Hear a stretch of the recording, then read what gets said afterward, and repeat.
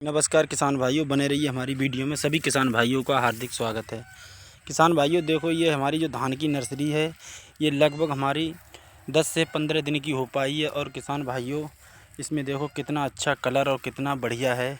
और किसान भाइयों, इसमें अभी तक तो कोई रोग लगा नहीं है। किसान भाइयों, कहीं कहीं पर देखते हैं, आप साइड में दिखाते हैं, कहीं कहीं पर किसान भाइयों ये पीली पड़ रही है खाली, और इसमें कोई दिक्कत नहीं है। और किसान भाइयों, कहीं कहीं पे तो इसमें पेड़ भी कतर रहे हैं। देखो किसान भाइयों, इसका क्या कारण है और इसका क्या उपाय है, इस वीडियो के माध्यम से हम किसान भाइयों आपको बताएं। किसान भाइयों, ये धान की नर्सरी जो एक ऐसी फसल होती है किसान भाइयों, बहुत ज़्यादा अच्छे से और बहुत ज़्यादा इसकी सेवा करनी पड़ती है।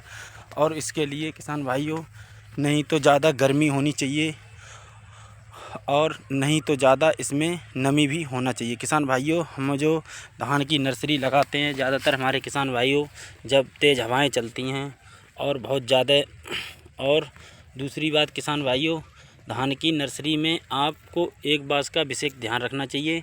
जब आप पानी इसमें धान की नर्सरी में लगाएं तो किसान भाइयों आपको शाम के टाइम पर ही लगाएं। जिससे क्या होता है, जो हमारे पोषक तत्व कम होते हैं वो पूरे हो जाते हैं। और हमारी धान की नर्सरी में रात भर जो तरी रहती है, उससे क्या होता है, एक तो पीलापन का रोग ख़त्म होता है, और दूसरा किसान भाइयों, उसमें कोई खरपतवार होने का कोई चिंता नहीं होती है। किसान भाइयों, ध्यान रखना चाहिए। किसान भाइयों, ये देखो धान की नर्सरी हम आपको दिखा रहे हैं।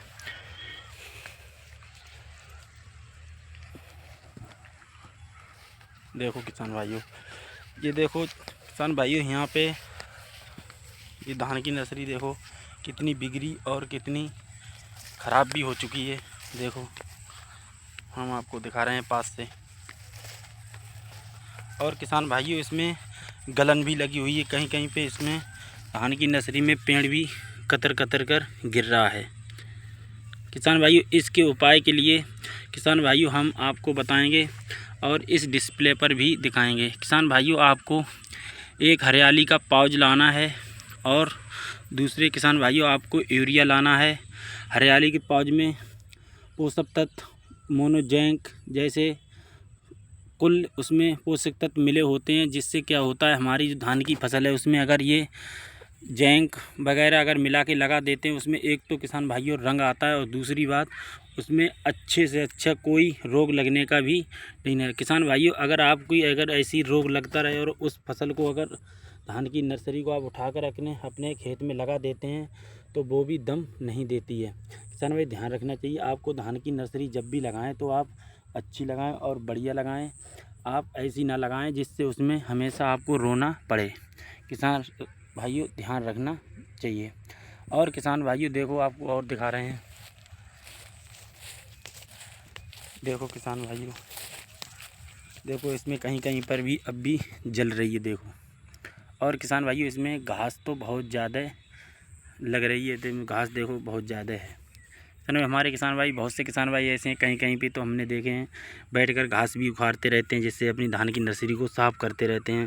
किसान भाइयों, आपको ऐसा नहीं करना चाहिए। जब भी आप धान की नर्सरी लगाएं, उसी समय आप अपने खेत में दवाई अगर लगा देते तो उससे कोई खरपतवार होने का डर नहीं रहता है।